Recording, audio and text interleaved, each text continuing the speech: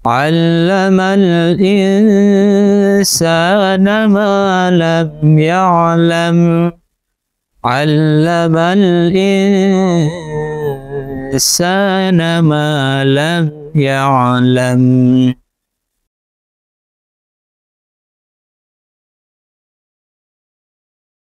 Bismillahirrahmanirrahim. Assalamualaikum warahmatullahi wabarakatuh. Hamdan kathiran tayyiban mubarakan fih kama yuhibbu Rabbuna wa yarda. Sahabat Hajar TV yang insyaallah dirahmati oleh Allah Subhanahu wa taala, kita kembali lagi ke program Ramadan Berlianku, berilmu, beriman, berquran. Ma'asyiral muslimin yang dirahmati oleh Allah Subhanahu wa taala, disebutkan oleh para ulama ada satu amalan yang akan membuat amalan seseorang itu tidak akan diterima oleh Allah Subhanahu wa taala, dan bahkan itu akan menjadi sebab kehancuran orang tersebut. Kata Syekh Abdul Razak di dalam sebuah bukunya, beliau menyebutkan al-hadru minal ujubi wal ittiraru minan nafs, yaitu hati-hati dengan penyakit ujub dan juga berbangga diri terhadap amalan dan ketaatan yang kita lakukan. Sampai Allah Subhanahu wa taala telah mengingatkan kita juga di dalam Al-Qur'an, "Fala tuzakku anfusakum huwa a'lamu biman ittaqa."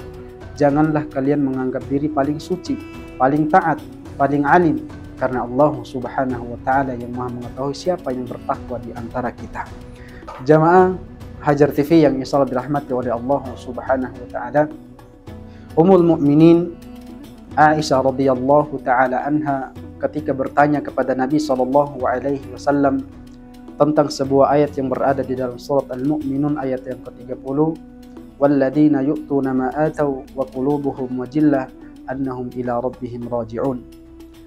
Aisyah radhiyallahu taala anha ketika bertanya tentang ayat ini, maka beliau berkatakan, ataupun Aisyah radhiyallahu taala mengatakan, apakah mereka yang meminum minuman khamar dan mencuri wahai Nabi Allah? Kata Nabi sallallahu alaihi wasallam, la ya binti Siddiq, bukan wahai binti Siddiq.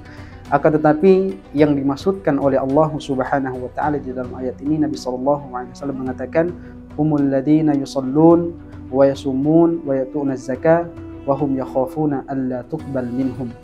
Yang disebutkan oleh Allah di dalam surat ini adalah mereka yang melaksanakan ibadah salat, mereka yang mengeluarkan hartanya di jalan Allah Subhanahu wa taala, mengeluarkan zakatnya. Akan tetapi jamaah sekalian yang dirahmati oleh Allah Subhanahu wa taala, di dalam hati mereka tertanam rasa ketakutan di hadapan Allah Subhanahu wa taala, apakah amalan mereka akan diterima di sisi Allah Subhanahu wa taala atau tidak. Dan ada satu kisah manusia terbaik setelah para nabi dan para rasul, orang yang paling jujur di antara umat yang pernah Allah Subhanahu wa taala ciptakan, yaitu Abu Bakar As-Siddiq radhiyallahu taala anhu. Di antara keutamaan yang didapatkan oleh Abu Bakar As-Siddiq radhiyallahu taala anhu, akan tetapi tidak mengurangi rasa ketawaduannya beliau kepada Allah Subhanahu wa taala. Ketika Abu Bakar As-Siddiq radhiyallahu taala anhu bertanya kepada Nabi sallallahu alaihi wasallam tentang satu doa untuk diajarkan kepada Abu Bakar As-Siddiq radhiyallahu taala anhu supaya dia bisa membaca di dalam salatnya. Lalu Nabi sallallahu alaihi wasallam mengajarkan satu doa. Salah satu bentuk ketawaduan Abu Bakar As-Siddiq radhiyallahu taala anhu, doa itu, Allahumma inni zalamtu nafsi zulman katsira fala yaghfiru dzunuba illa anta faghfirli maghfiratan min 'indik warhamni innaka antal ghafurur rahim. Jamaah sekalian, sahabat Hajar TV yang dimuliakan oleh Allah Subhanahu wa taala, di dalam doa ini menunjukkan bahwa kita adalah manusia yang sangat membutuhkan ampunan serta pertolongan dan rahmat dari Allah Subhanahu wa taala. Fa aina nahnu min Abu Bakar As-Siddiq radhiyallahu taala anhu? Di mana posisi kita dibandingkan dengan Abu Bakar As-Siddiq yang sudah jelas mendapatkan jaminan masuk surga tanpa dihisab oleh Allah Subhanahu wa taala, dan semua amal kemaksiatan ataupun keburukan yang beliau lakukan akan diampuni oleh Allah Subhanahu wa taala. Sedangkan kita jamaah sekalian, amalan kebaikan yang kita lakukan belum tentu diterima oleh Allah, sedangkan kemaksiatan kita selalu dicatat oleh Allah Subhanahu wa taala. Jamaah sekalian yang dirahmati oleh Allah Subhanahu wa taala, maka sebagai orang yang beriman kepada Allah, harus kita hati-hati dengan penyakit hati ini. Kita tutup dengan ungkapan Abdullah bin Abi Mulaikan dan juga perkataan Imam Hasan Al-Basri rahimahullahu taala. Abdullah bin Abi Mulaikan mengatakan, "Adraktu aktsar min 30 sahabiyan kulluhum yakhafuna ala anfusihim minan nifaq." Aku hidup bersama dengan lebih dari 30 para sahabat dan rata-rata aku mendapatkan mereka sangat takut dengan penyakit kemunafikan. Lalu Imam Hasan Al-Basri rahimahullah taala mengatakan juga, "Al-mu'minu jama'a ihsanan wa syafaqatan." Orang yang beriman kepada Allah menggabungkan dua hal. Yang pertama, mereka mengumpulkan kebaikan serta ketaatan kepada Allah Subhanahu wa taala. Lalu yang kedua, muncul di dalam hati mereka rasa ketakutan, apakah amalan yang mereka lakukan diterima di sisi Allah Subhanahu wa taala atau tidak. Lalu yang kedua beliau katakan, "Wal munafiqu jama'a isa'atan wa amna."